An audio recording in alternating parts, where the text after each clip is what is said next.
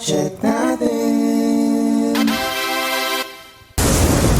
Noong Setyembre 2025, dumaan ang bagyong Opong sa Masbate. Giba ang mga silid-aralan.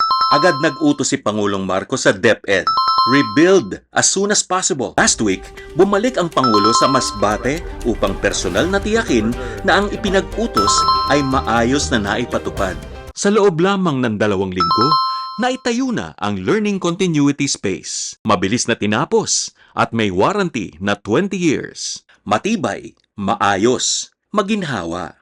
Approved kay Pangulong Marcos. So we're building 89 in Masbate. Mas masaya rin ang mga guro. Ayon sa utos ng Pangulo, pinabilis ang promotions ng teachers. Kailangan namin kayong tulungan. Kayo nag-aalaga sa mga anak namin.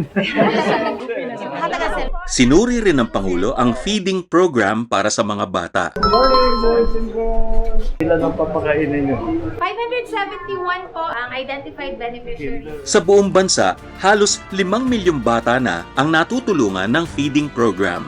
Mga classroom na mabilis na naitayo, mas maayos na promotion program para sa teachers, at masustansyang student feeding program. My wife, First Lady Lisa, has been teaching in law school for more than 2 decades now.